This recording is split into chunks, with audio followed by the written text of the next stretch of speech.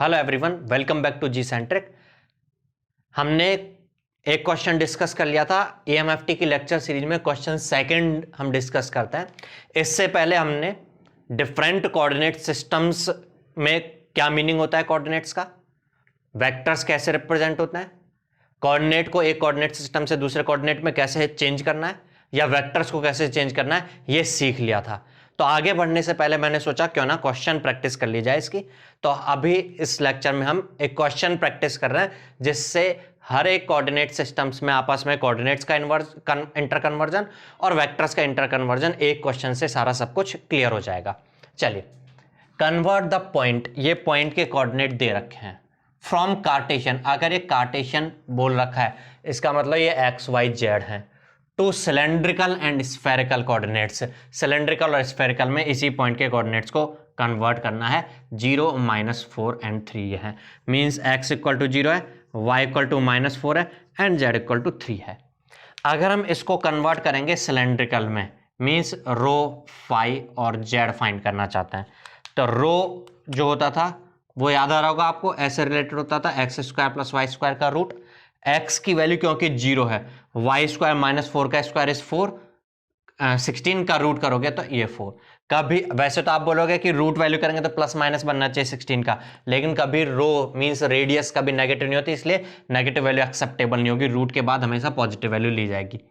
Phi equal to याद आ रहा होगा क्या होता था, tan इनवर्स y/x। ये हो जाएगा tan इनवर्स y का वैल्यू कितना है -4 बाई x का वैल्यू कितना है 0। ये बन जाएगा tan इनवर्स इनफाइनाइट। अच्छा, एक चीज और, यहां पर ये tan इनवर्स में इनफाइनाइट तो आ ही रहा है, इनफाइनाइट है तो 90 होना चाहिए। लेकिन एक बार एक चीज ध्यान से देख लेनी हमें, अगर कभी इस तरीके से हो कि x और y दोनों पॉजिटिव्स हैं जैसे फर्स्ट क्वाड्रेंट में, तब तो आप tan इनवर्स y/x की सीधे सीधे वैल्यू लिख देंगे। लेकिन अगर x नेगेटिव है और y पॉजिटिव है मींस सेकंड क्वाड्रेंट में, तो जो वैल्यू आएगी tan इनवर्स y/x में y और x के साइन को देखे बिना बोलना है हमें, मोड y/x। और फिर सेकंड क्वाड्रेंट में आने के लिए 180 में से माइनस करके बोल देना है उसको। ऐसे थर्ड क्वाड्रेंट में जाना हो कब जाना होगा, जब x भी नेगेटिव है और y भी नेगेटिव है। For example tan inverse -4/-2। लेकिन हमें माइनस का ध्यान नहीं रखना होता, हमें मोड वैल्यू लेकर चलनी होती है। -4 की मोड वैल्यू, -2 की मोड वैल्यू, मीन्स 2 और 4 ये बन के आएगा tan इनवर्स 2। लेकिन क्वाड्रेंट थर्ड में जाना है तो 180 के साथ प्लस कर देना है। आपको याद आ रहा होगा ऐसे हम फेज कैलकुलेट करते हैं, इमेजिनरी पार्ट रियल पार्ट के रेशियो से। तो सेम कंसेप्ट यहां पर भी अप्लाई करना है। तो यहां अगर इसको हम देखें तो -4/0, वैसे तो tan इनवर्स इनफाइनाइट है, लेकिन ये नेगेटिव या पॉजिटिव पर ध्यान दिए बिना हम 90 लिख रहे हैं। लेकिन क्वाड्रेंट चेक कर लेना है, y जो है नेगेटिव है, x जो है वो 0 है, तो 0 है तो पॉजिटिव मानो चाहे नेगेटिव मानो, मैं पॉजिटिव मान ले रहा हूं। मींस इस क्वाड्रेंट में तो इसको 360 में से माइनस करना है। 360 - 90 करेंगे तो 270, तो फेज की वैल्यू, फाई की वैल्यू आएगी 270।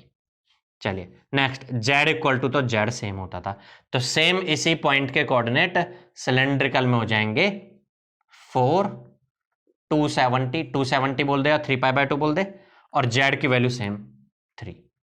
अगर सेम इसी के कोऑर्डिनेट हमें स्फेरिकल में चाहिए, अब हमें इसी p पॉइंट के r, θ, फाई चाहिए, तो कैसे डिफाइन होता था, r होता था √x² + y² + z²। याद आ रहा होगा, x, y और z की वैल्यूज नोन है, 0, -4 और 3। तो -4² + 3² का रूट मींस 25 का रूट करोगे 5। +-5 नहीं लेना, पॉजिटिव वैल्यू लेके चलना। रेडियस होती है, रेडियस कभी नेगेटिव नहीं होती। थीटा इक्वल टू होता था tan inverse √x² + y²/z।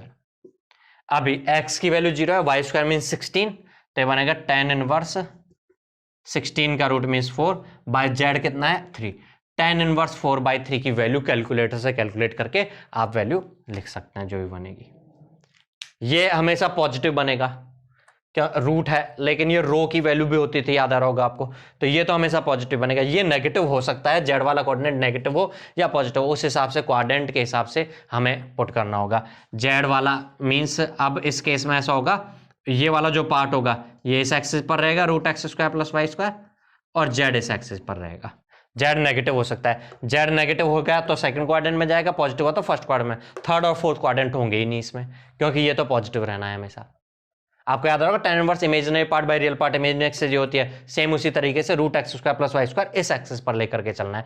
Means third और फोर्थ क्वाड्रेंट में आएगा ही नहीं। आपको याद भी आ रहा होगा कि थीटा की वैल्यू 0 से 180 के बीच में ही रहती थी, थर्ड और फोर्थ के में तो जानी भी नहीं चाहिए। फाई तो सेम हो गई, जो यहां से कैलकुलेट किया हमने 270 डिग्री आया था, तो सेम इस पॉइंट के कोऑर्डिनेट आप आर थीटा फाई की फॉर्म में लिख सकते हो 5, ये एंगल का जितना भी वैल्यू आ रहा है एंड 270 डिग्री। क्लियर होता होगा बातें। ये tan इनवर्स 4/3 कैलकुलेट कर लेंगे। अभी मैं हाल फिलहाल इसको tan इनवर्स 4/3 लिख दे रहा हूं। चलिए, ये हमने फर्स्ट पार्ट समझ लिया इसका। आगे देखते हैं क्या है क्वेश्चन का। अगर सेकंड पार्ट देखें, ट्रांसफॉर्म दिस वेक्टर, वेक्टर में क्या बने to cylindrical and spherical coordinate systems. आपको याद आ रहा होगा एक कोऑर्डिनेट सिस्टम से दूसरे कोऑर्डिनेट सिस्टम में ट्रांसफॉर्म करने के लिए मैट्रिक्स होती थी। हम अगर सिलेंड्रिकल कोऑर्डिनेट सिस्टम में फाइंड करेंगे तो सिलेंड्रिकल कोऑर्डिनेट सिस्टम के एरो a5 और az, कार्टेशियन कोऑर्डिनेट सिस्टम के ax ay और az से रिलेटेड होते थे। और रिलेशनशिप क्या होता था, एक मैट्रिक्स से मल्टीप्लाई आते थे। मैट्रिक्स याद आ रही होगी, cos phi minus sine phi 0, sine phi cos phi 0, 0 0 1, इससे मल्टीपल होकर आती थी। अब हमें cos फाई sin फाई से मल्टीपल कर देना है इसको। अच्छा चलो, ये तो मल्टीपल करेंगे तो हमें सिलेंड्रिकल में नजर आएगा, लेकिन ax ay और az को ध्यान देना। ax कैप के साथ जो आ रहा है that is ax, ay cap के साथ कुछ है नहीं तो ay वाला पार्ट तो 0 हो जाएगा, az कैप के साथ आ रहा है दैट इज az, बट उसमें तो x y z आ रहा है। बट अगर हम सिलेंड्रिकल में कन्वर्ट करें तो रो फाई और जेड ही अलाउ होगा, तो हमें इन एक्स वाई जेड को भी पहले रो फाई जेड में कन्वर्ट करके लिखना पड़ेगा, तब ऐसा हो सकता है। याद आ रहा होगा आपको, रो जो होता है वो एक्स और वाई से ऐसे रिलेटेड होता है, फाई जो होता है वो एक्स और वाई से ऐसे रिलेटेड होता है, और जेड तो जेड होता ही है। तो जहां पर जेड है वहां तो जेड ही रहने दे सकते हैं, जहां पर अच्छा एक चीज और, ये तो रो होता है, और अगर x हो तो रो cos फाई होता है, और y रो sin फाई होता है, और z तो z होता है। मींस जहां पर z है वहां z रहने दें, लेकिन x या y जहां पर है उसकी जगह सब्स्टिट्यूट कर दें, या फिर कहीं पर x या y ना दिख के ऐसा कुछ दिख जाए तो सीधे रो लिख सकते हैं उसको। अब हमारा जो क्वेश्चन है उसमें अगर आप ध्यान दें तो root x square plus Y square नजर आ रहा है। आप x या रो cos फाई भी लिखोगे अगर, तो rho square cos square phi plus rho square sin square phi, cos square phi plus sin square phi is 1, rho square का रूट मींस रो वैसे भी हो जाएगा, तो उसकी जगह root x square plus Y square दिया, रो लिख सकते हो। तो ये और कर देना है।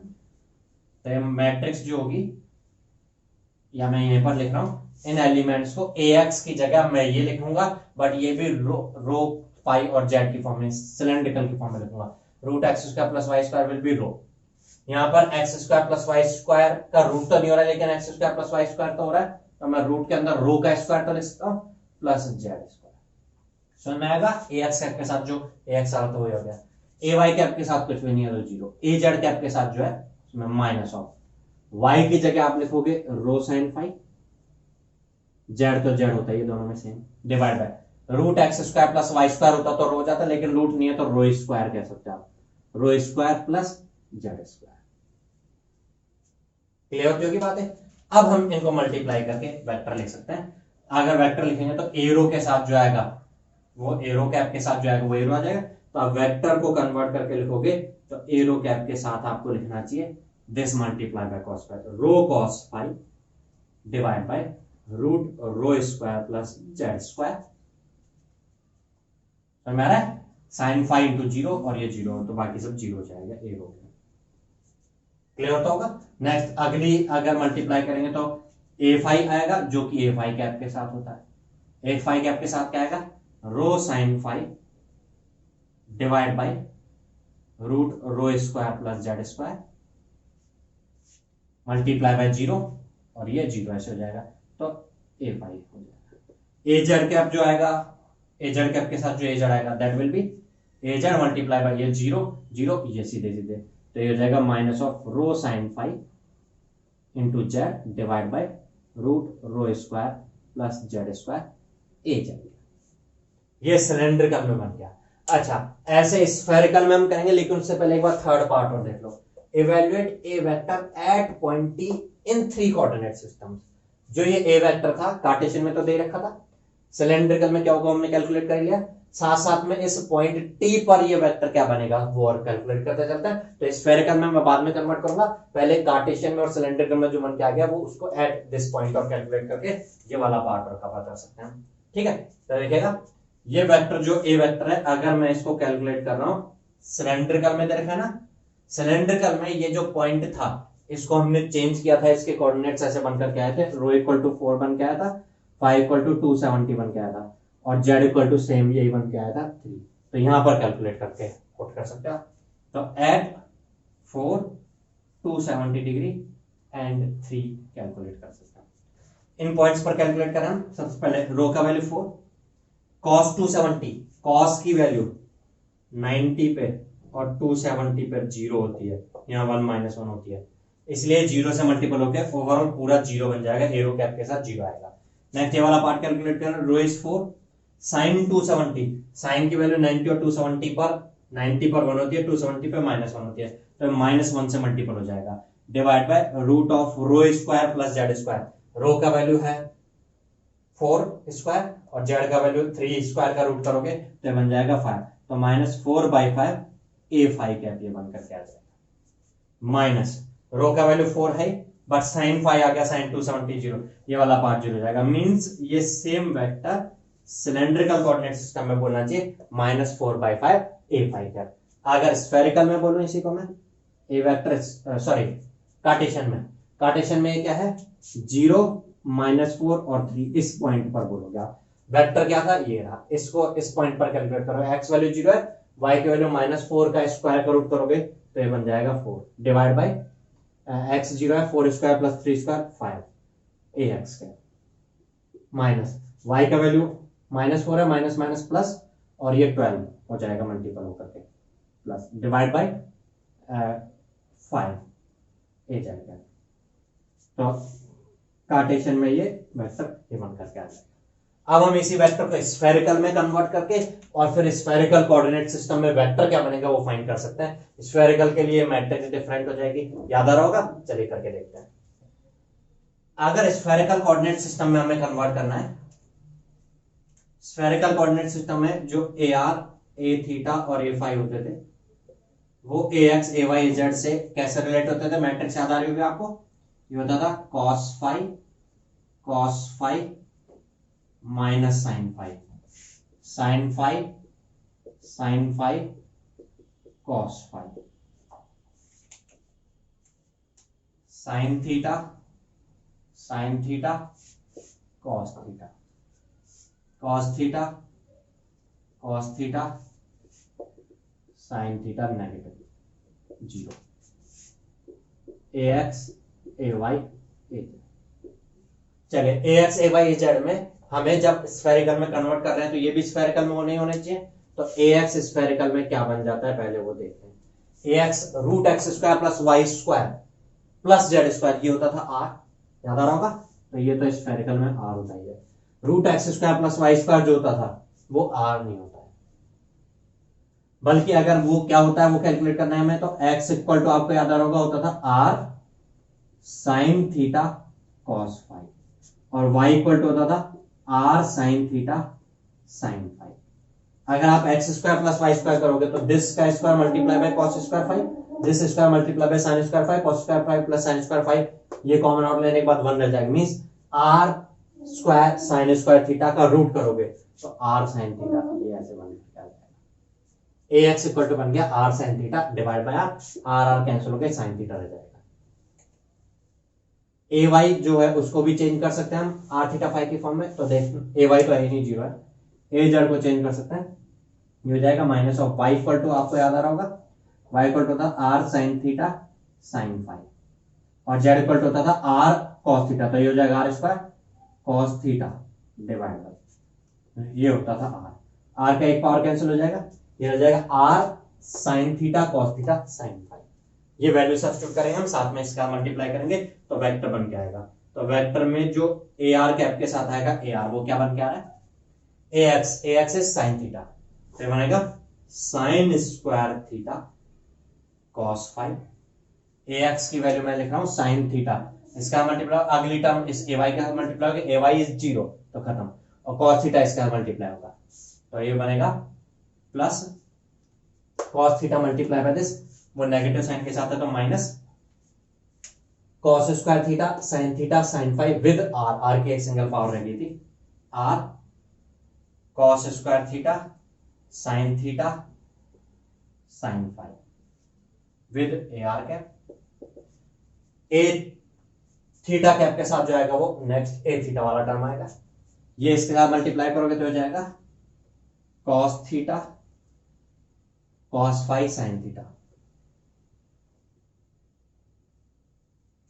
ये टर्म 0 है A Y minus of this sine theta, minus minus plus हो जाएगा, आर की एक पावर रहेगी थी sine square theta sine phi and cos theta, ये आ गया ए थीटा कैप के साथ, ए फाइव कैप के साथ अगर टर्म देखोगे तो बनेगा ए एक्स साइन थीटा, तो जाएगा minus of sine theta sine five, और ए वाई वाला टर्म 0 है, ये 0 है विद ए फाइव, ये वेक्टर स्फेरिकल कोऑर्डिनेट सिस्टम में आ गया। अगर हमें इस पॉइंट टी पर कैलकुलेट करना है तो टी पॉइंट के कोऑर्डिनेट इन स्फेरिकल में जो कैलकुलेट किए थे हमने, थीटा की जगह फाइव की जगह और आर की जगह पुट कर दोगे, आर की वैल्यू याद आ रही होगी, आर की वैल्यू 5 बन के आई थी, थीटा की वैल्यू tan इनवर्स 4/3 आई थी, माइनस और फाइव की वैल्यू जो बन के आई थी वो 270 आई थी, वो पुट करके इसको सॉल्व कर लेंगे तो कोऑर्डिनेट सिस्टम हो जाएगा, तो इतना हम कर सकते हैं। अब ये क्वेश्चन हमने डिस्कस किया, इंटर कन्वर्जन में जो फॉर्म्स हमने सीखे थे, फॉर्मूले जो हमने सीखे थे, उनको प्रैक्टिस में लेके आने के लिए, कभी भी गेट का एग्जाम में या किसी भी कंपटीशन एग्जाम में, यूनिवर्सिटी एग्जाम्स को छोड़ देता हूं, किसी कंपटीशन एग्जाम में ऐसा क्वेश्चन पुट अप नहीं हो सकता कि आपको पूछे कि ये वेक्टर दिया हुआ है, इस पर्टिकुलर कोऑर्डिनेट सिस्टम में इस वेक्टर का कौन सा होगा, और ये भी ऑप्शन सी डी दे रखे हो, या एक और पॉइंट के कोऑर्डिनेट दे रखे हैं, दूसरे कोऑर्डिनेट सिस्टम में इस पॉइंट के कोऑर्डिनेट क्या होंगे, A B C D options दे रखे हो, बल्कि आपको आपके जो कोर सब्जेक्ट से रिलेटेड क्वेश्चन होगा उसमें फील्ड्स में उसका पैटर्न जो होगा उसके लिए हो सकता है जिस फॉर्म में दे रखा हो उसकी वजह दूसरे फॉर्म में कन्वर्ट करने के लिए बाध्य हो जाओ आप, तो बाध्य हो जाओगे, आपको करना पड़ेगा, बाध्य होने का मतलब आपको करना ही पड़ेगा कन्वर्जन, तो वहां पर यूज में आएगा, तो वहां कोई प्रॉब्लम ना हो इस तरह के क्वेश्चंस को करने के लिए, इसलिए हमने एक क्वेश्चन ही प्रैक्टिस में कर लिया है। आप और इसके रिलेटेड क्वेश्चन प्रैक्टिस कर सकते हो, आपको बस दो मैट्रिक्स जो थी वो याद रखनी है, बाकी तो सिंपल सी चीजें, बाकी जो फॉर्म्स हैं वो याद रह भी जाएंगे, कोई दिक्कत ही नहीं है। तो मिलते हैं नेक्स्ट लेक्चर में वेक्टर कैलकुलस के स्टार्टिंग टॉपिक के साथ जो हमारे लेवल का है। इससे पहले जो पार्ट थे वेक्टर कैलकुलस की, dot product, cross product, addition, subtraction, वो पिछले बचपन के लेवल की बातें, अब हमारे लेवल के डिफरेंशिएशन, इंटीग्रेशन वेक्टर्स के स्टार्ट करेंगे नेक्स्ट लेक्चर के साथ। तब तक के लिए गुड बाय।